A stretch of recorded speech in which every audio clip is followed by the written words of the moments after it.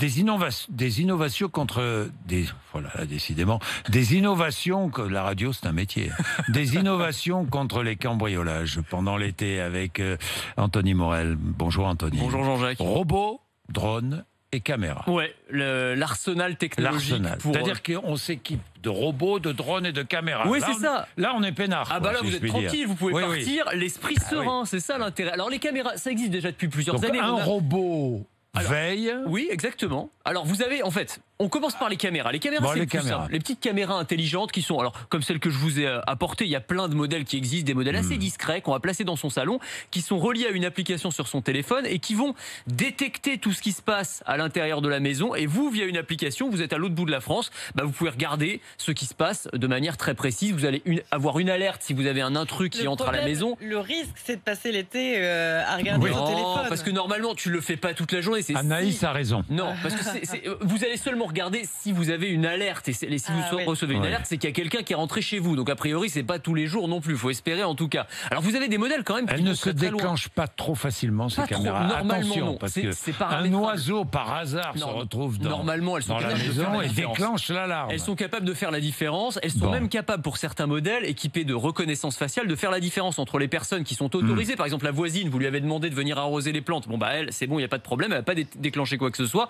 En revanche, si c'est un rôdeur, à ce moment-là, oui, vous recevez une alerte sur votre téléphone. Et effectivement, vous avez des caméras, alors qu'on peut appeler des robots. En fait, ce sont des caméras montées sur chenilles que vous allez pouvoir piloter à distance pour lui faire une petite patrouille à l'intérieur de la maison pour voir si tout se passe bien. Ou alors, elle-même va pouvoir patrouiller à l'intérieur de la maison, un peu comme un robot aspirateur, et vous envoyer des alertes s'il y a un problème, quoi. On peut aussi utiliser des drones pour le jardin. Alors ça, c'est un truc que j'avais découvert au dernier CES de Las Vegas, complètement fou, mais c'est vraiment un truc d'américain, j'allais dire, pardon, mais en gros, vous avez des petits capteurs électroniques qui sont cachés dans les lampes de jardin et qui vont se détecter si vous avez un rôdeur qui entre, voilà, c'est ce qu'on voit pour ceux qui nous regardent sur RMC Découverte, qui entre dans votre jardin. Et à ce moment-là, vous avez un gros drone qui va sortir de sa niche, j'allais dire, qui est caché dans le jardin et qui va filmer tout ce qui se passe et qui va vous envoyer les images et envoyer les images éventuellement à la police, qui va vous suivre aussi, qui va suivre le rôdeur. Alors prévenez vos voisins quand même, parce que s'il y a le drone qui commence à se balader comme ça, et si c'est le chat du voisin. Alors non, même chose. Il est intelligent, il est capable de faire la différence entre un chat, un chien ou un être humain. Donc voilà, il ne se déclenche que si c'est un rôdeur humain qui effectivement est dans votre jardin. Ça coûte quand même 10 000 €. Donc c'est vraiment.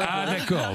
Mais là c'est les technologies. Et puis autre solution, des ampoules intelligentes qui permettent de simuler une présence dans la maison. Alors ça c'est assez malin. C'est-à-dire que vous allez pouvoir, ces ampoules, soit les déclencher vous-même depuis votre téléphone via une application pour faire croire que vous êtes là quand vous ne l'êtes pas, ou alors vous avez même des modèles très intelligents qui vont apprendre vos schémas de vie. C'est-à-dire qu'elles savent que quand vous êtes là, eh bien vous allez vous coucher vers 23h, donc la lumière du salon s'éteint et la lumière de la chambre s'allume. Et quand vous n'êtes pas là, eh bien ces ampoules, elles vont reproduire ces schémas-là comme si vous étiez à la maison. Et ça déclenche de la musique aussi, non ? Ça peut éventuellement déclencher de la musique. C'est une bonne idée. Ça. Mais bien sûr, vous mettez de la musique, tout le monde pense qu'il y a quelqu'un. Mais attends, avec la domotique, enfin ce qu'on appelait la domotique, mais enfin maintenant c'est les objets connectés pour la maison, on est capable de tout piloter depuis son smartphone en étant à l'autre bout du monde. Sortir la poubelle. Sortir la poubelle, non pas encore. C'est peut-être pendant quelques années. Mais en tout cas voilà, on peut très clairement simuler une présence en étant absent et donc pour éloigner les rôdeurs, les cambrioleurs, ça peut être une solution.